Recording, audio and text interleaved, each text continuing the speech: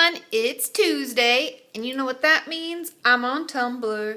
Using the hashtag KatieFAQ, I have received your questions, and I'm going to answer them. And I also received some of your questions when you reply to a thread or when you share something of mine and comment.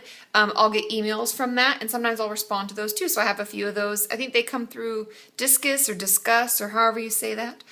So I have 4 questions today, as well as a little message at the end for any of you. So stay tuned, and the journal topic. So without further ado, my first question today is, what do I do if I have a friend who always draws attention to my cuts and says barbed things about them, making me feel worthless, as though my cuts are not deep enough? How can I cope with this?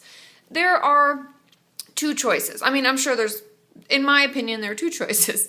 The first choice is to actually talk to our friend about it. And I know many of us don't like confrontation, and a lot of times we'll put up with a lot and we'll feel really hurt, but we are scared to actually have the conversation about it. And yes, I know it's hard to talk about things, and some people don't respond the way we're hoping they do, but I would try to talk to her about it, and just honestly, she may not know what to say, and her jokes may be hurtful, but she doesn't realize that. You know what I mean? So it doesn't hurt to pull her aside and just say, you know, I'm really struggling right now, and I'm really trying to get healthy. Could you just be careful what you say, because sometimes it hurts my feelings. I mean, I know it's hard to speak up for ourselves, but you're worth it, and you deserve to have respect and to have people understand where you're coming from, okay? The second option is to just avoid her. I mean, unless she's a really close friend, sounds like she might be kind of toxic and she might not be good for you, so I would try to make new friends that are more understanding and more caring and more loving. Okay, so I know those aren't always the best options, but sometimes we just have to hear somebody else say it, you know, and you're like, I guess I do have to do that. Okay, number 2, I have had an eating disorder for about 5 years, and I used to self-harm as well. I'm now in treatment, but my friend, who's been helping me through all of this, has a sister who is showing signs of an eating disorder, and I've even seen scars on her legs. Should I talk to her about this? I feel like I'm a hypocrite and that it's my fault that she's doing this. Of course you should talk to her about it. To be honest, because she knows that you've been going through this and she's kind of seen your path, she'd be more apt to listen to you. And I know that for a lot of us, we're really, really self-critical, and you're thinking, oh, all of my experiences means that I'm bad, and it'd actually be bad, and who am I to tell her? And you don't have to tell her to do anything, but you can say to her, I've been where you are, and if you ever want to talk, I'm always open to talking, you know, and you can make sure she knows how to get a hold of you. And you could let her know about our community and my website if she wants someone to talk to, or my videos or anything like that. You're there to support her, and you obviously care about her, and she cares about you. And so you understand it a way that her sister can't.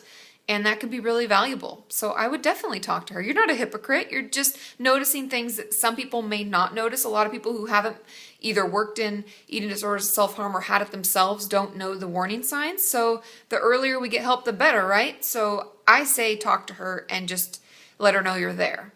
Okay? Now, question number 3. Hi, Katie. My question is it normal to want to leave or have a break or quit counseling because you're tired of talking and working through stuff? Yeah, definitely. I even feel that way. I remember when my dad passed away and I was like doing all this hard work where my therapist explained it best. She was like, Katie, you run marathons. I don't really run marathons. But she's like, in life, you do a lot. You're very busy. You run marathons. And now that your dad passed away, it's like you put on an 80-pound backpack and someone slaps you on the back. It's like, go run that marathon. And I was like, but I can't. I'm so tired. And that's kind of how we feel sometimes. Working on stuff is really hard. I've always told my clients, you're so brave for coming in and for wanting to work on things, because it's actually much easier to just stay stuck in our ways, not getting help, not changing, expecting everything else to change around us. It's much harder to actually work on it. And we'll want to quit. And honestly, I find personally, as well as with my clients, that when we want to quit, it means that we're just about to break through something really, really powerful. So please stick with it. I know, and for this particular person, the counseling matchup might not be the best, and maybe you want to find someone else. Sometimes you can shake it up. I've actually changed therapists 3 times in the past, like 8 years, I guess. I've changed therapists 3 times. So maybe you just need to mix it up because sometimes you just need a different perspective. Okay? Final question, number 4.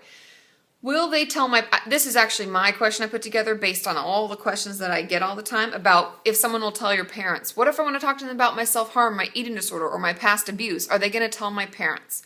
Now, I've said this in other videos, but it's been a long time and I have a lot of videos out there, so it's hard to find it, right? The truth is, if you're under 18, yes, they can tell your parents. They can report child abuse. Because as therapists, we are legally bound to report things and ethically bound to talk to your parents first. So we kind of get in a catch where we have to. You can talk to any therapist and you can say, let's say in this person's, one of the questions I've been receiving, people are like 16 or 17. We don't have to tell your parents. It's an ethical decision that as a therapist we have to make. And you can always ask before you say anything. You can say, what is your privacy policy? Because I know that I'm not 18, but I don't want my parents knowing about everything. What are things you would tell them without, even if I didn't want you to? See what they say. At least then we know, right? Before we say anything. But I would encourage you to talk about it anyways, because as much as we don't want anybody to get in trouble or anybody to get hurt, you've been hurt and you deserve to be able to process through it and get better because you're worth it, okay? Okay, before I forget, this is my little announcement.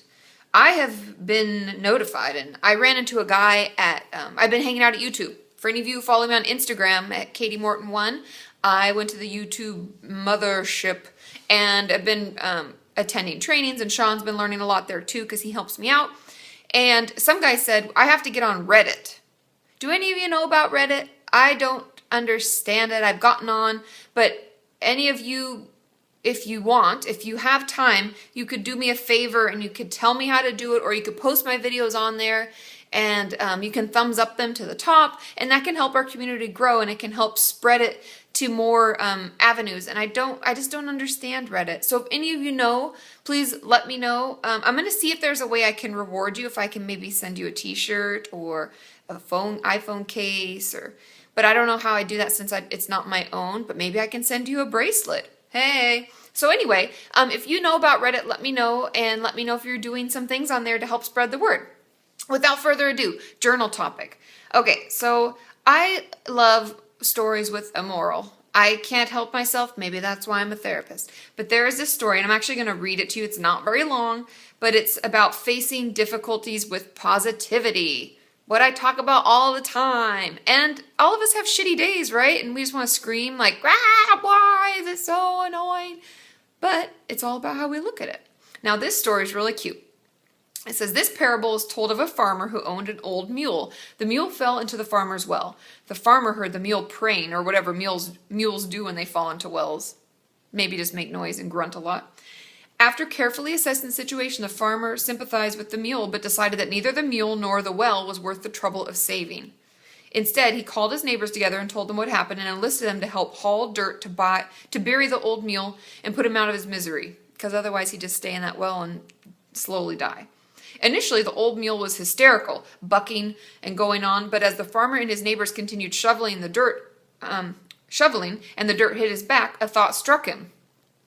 It suddenly dawned on him that every time a shovel load of dirt landed on his back, he could shake it off and he could step up. He did this blow after blow, shaking it off and stepping up, shaking it off and stepping up, shake it off and step it up. He repeated this to himself to encourage him. No matter how painful the blows or how distressing the situation seemed, the old mule fought panic and just kept right on shaking it off and stepping up. It wasn't long before the old mule, battered and exhausted, stepped triumphantly over the wall of that well.